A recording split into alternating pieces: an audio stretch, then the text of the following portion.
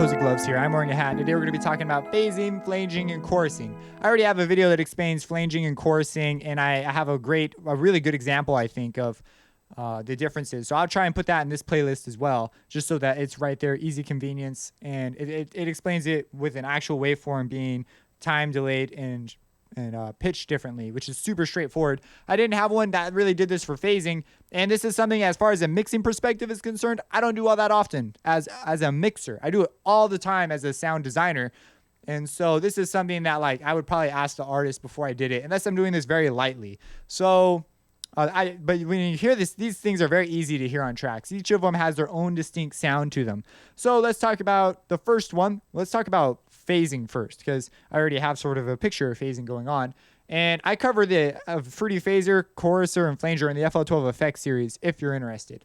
So a phaser, basically the old school way of doing phasing is you have a signal and you run it through a feedback loop and phase invert parts of it, and then you run it against your original signal, and that will cause different parts of it to phase cancel. Thus, you have now got a phaser. They typically move, so they're like moving holes in your spectrum.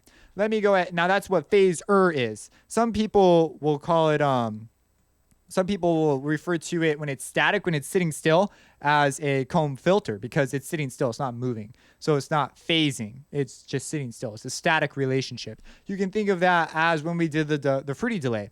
We're taking advantage of those static relationships and their differences to create a stereo image. Let me just show you. It's got a sound to it. So here's our original signal, right? And then we're just I'm going to put this on classic and move the phaser up and change the width a little bit. And here we go. So you see, we've created a series of holes and they are moving up. We have a phaser. Now this one is an additive synthesizer, and it actually can just choose to not play those frequencies at those times. So it does phasing in a very different way than what I just described, using a loop and phase inverting things so that they cancel. But the effects are pretty much the same. It's emulating that effect. And so if we change the width, we can get a variety of different shapes.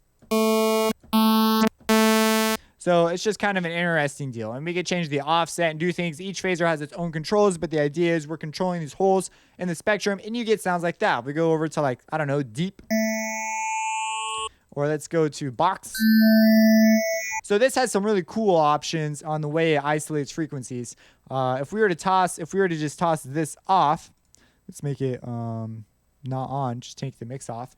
And let's go and add on the Fruity Phaser. And so this phaser does things a little differently. That's another sounding good out of phasing. And this brings us to chorusing. Now, I cover how this one works specifically in the FL12 effects, but basically that's what it is. One more quick note on phasing. Another way that people tend to do it is they'll use what's called band notch filters, and they'll move them. So we could do this, and we could like make a series of severe short cuts, and this looks sort of like a comb. And so if these sat still, this would be considered a comb filter. But if we have them move around dynamically, we would be phasing the signal. It would be like our own crazy phaser. And so sometimes they'll use this method as well to create phasing action. So you can manually create phasing as well. So let's jump into the next one, which is closely related to phasing, which is chorusing. Chorusing is when you have a duplicate of the sound and it's been slightly pitched differently. So, and not to be confused with unison, it's a different process for unison. In this particular case, this one's sort of specific to additive engines. So we're just going to stick with chorusing. If you want to know more about that, you got to get into sound design, which we're not talking about sound design, we're just talking about mixing. And so you will see choruses. So a chorus will split your signal off, pitch it a little bit differently, and then put it back together, and you'll get something similar to what a choir would sound like, because a choir is a bunch of people trying to sing the same notes, and everyone cannot sing that exact same pitch, like exactly, like freaking exactly. It's going to be slightly off. And so because I'm like 2 cents sharp, I wish I was that close all the time, and this person next to me is 2 cents flat, we're going to get a slightly sort of a Reese effect. But because we have a harmonic spectrum backing our sound, we're going to get this nice chorus effect. Now, that's a lot of sound design, so I'm trusting you've done sound and synth basics. But again, as a mixing move, I do these a little more rarely. Well, they're everywhere in my tracks, but they're different because I consider them mostly sound design moves. But anyways, if we take it just to a chorus of 2, there's only 2 waveforms, which means this is very closely related to our friend, the phaser over here.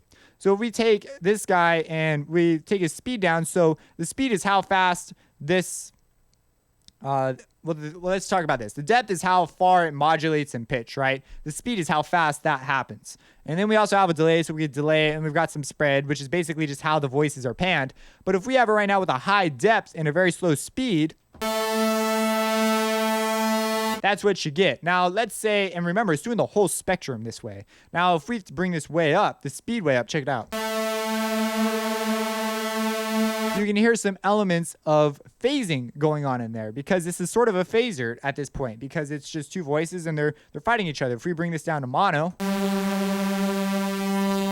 this is very common in big dance room leads, but again, these are mostly sound design decisions. If you're going to do this to a voice, and you may set my depth and my spread are usually not that high. Or speed, I mean. Speed, spread I'll generally leave alone because I'm usually grabbing a chorus because I want to generate a wider image. And then we could go up higher, and at this point now it'll sound really different because we have 7 clones of this thing happening. Now when I say clone, it's a little misleading because it's using these feedback loops to sort of do this. Whereas the unison, it would be a legitimate 7 clones of whatever the voice was doing happening. So it's kind of cool. That's what the chorus does. And you can mix this in. I use it on vocals sometimes. But it's not quite, it's nothing like real doubling is. So that's the chorus, just pitch difference. And then we have a timing difference with the flanger. And this, you can't see chorus because it only shows us one voice here. So that's sort of a bummer. But you can totally see, I could pull out an oscilloscope, but it's very easy to hear. This is a flanger, and a flanger works different than a chorus, and they can sound similar depending on your settings, but what a flanger does is it applies a timing difference. And now some flangers can get freaking complicated. You can like do band split particular frequencies and only time delay those, and you can do so much stuff. These things are all sort of related in ideas, sort of. They each have their own sound though. So this is a flanger. And so if we turn the wet up, let's see here. We have a bunch of options unique to this one. Let's bring the depth way up and the rate down a little bit. Right, now let's bring the rate way up.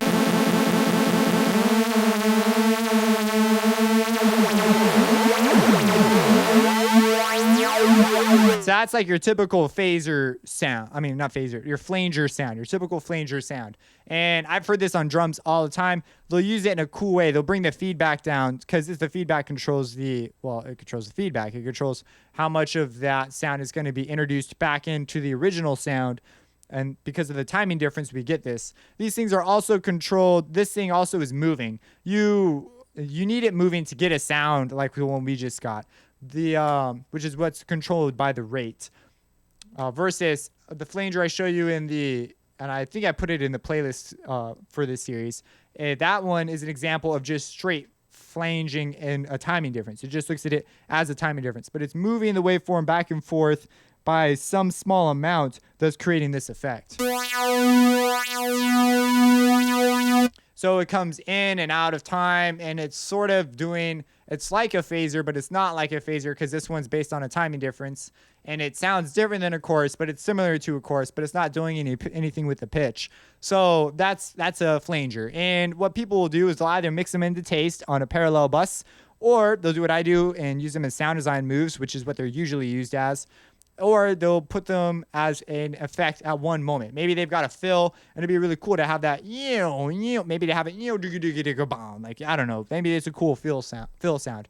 But those are just the differences between them. Some typical applications. You'll see me grab these all the time for sound design, but it's just weird mixing move. So you really got to run it by the artist, or usually the artist will want that sound, unless they're really experimental and just want to do whatever, bro. If you have any questions, let me know. Subscribe, support me on Patreon, and have a blessed day.